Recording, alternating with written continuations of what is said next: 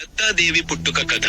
బ్రహ్మ, విష్ణు మరియు శివుడు అనే ముగ్గురు దేవతల అంశగా అత్రి మహర్షి మరియు అనసూయ దంపతుల నుండి దత్తాత్రేయుడు జన్మించడం.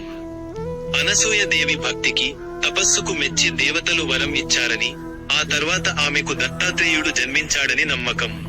1. అత్రి మహర్షి మరియు అనసూయ దేవి. అత్రి మహర్షి మరియు ఆయన భార్య అనసూయ దేవి చాలా భక్తిపరులు మరియు తపస్వంతులు. 2.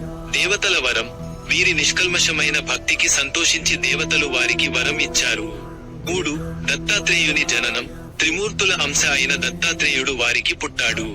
బ్రహ్మ, విష్ణువు మరియు శివుడి లక్షణాలు ఆయనలో ఉన్నాయి. 4. సోదరులు. దత్తాత్రేయుడికి సోమ, దుర్వాస అనే ఇద్దరు సోదరులు కూడా ఉన్నారని కొన్ని కథనాలు చెబుతున్నాయి. ఇంకా 5. దత్త జయంతి. దత్తాత్రేయుని జన్మదినోత్సవాన్ని మార్గశీర్ష పూర్ణిమ రోజున దత్త జయంతిగా జరుపుకుంటారు. అనసూయ పతివ్రత ధర్మం పరీక్షించ తలపెట్టిన త్రిమూర్తులను, ఆమె పతివ్రత ప్రభావంతో శిశువులుగా మార్చగా, తర్వాత వారిని తిరిగి పూర్వరూపంలోకి మార్చడంతో సంతృప్తి చెందిన త్రిమూర్తులు ఆమెకు వరంగా జన్మించారు. దత్తాత్రేయ పుట్టుక కథ సంక్షిప్తంగా. 1. ముగ్గురు దేవతల పరీక్ష.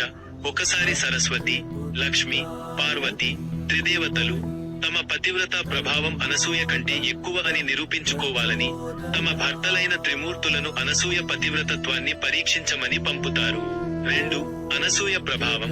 త్రిమూర్తులు, బ్రహ్మ, విష్ణు, శివుడు ముగ్గురు యోగుల వేషంలో వచ్చి, అనసూయకు అసాధ్యమైన షరతు, తమ ముందు నగ్నంగా భిక్ష పెట్టమని పెడతారు. 3. శిశువులుగా మారడం. అనసూయ తన పతివ్రత బలంతో ముగ్గురు దేవతలను 3 పసికందులుగా మారుస్తుంది. 4. తల్లి వేడుకోలు. త్రిదేవతలకు తమ భర్తలు శిశువులుగా మారారని తెలిసి అనసూయను వేడుకుంటారు. అనసూయ వారిని తిరిగి పూర్వరూపంలోకి మారుస్తుంది. 5. త్రిమూర్తుల వర ప్రసాదం. అనసూయ పతివ్రత ధర్మానికి మెచ్చిన త్రిమూర్తులు, తమ అంశతో ఆమెకు పుత్రుడిగా జన్మిస్తామని వరం ఇస్తారు. ఇంకా 6. జననం. ఆ వరప్రభావంతోనే అత్రి మహర్షి, అనసూయ దేవి దంపతులకు దత్తాత్రేయుడు జన్మించాడు. అతడే బ్రహ్మ, విష్ణు, శివుల త్రిమూర్తి స్వరూపం. దత్తాత్రేయునికి సోమ, చంద్రుడు మరియు దుర్వాసుడు అనే ఇద్దరు సోదరులు, సుభద్రేయి అనే సోదరి కూడా ఉన్నారని కొన్ని పురాణాలు చెబుతాయి.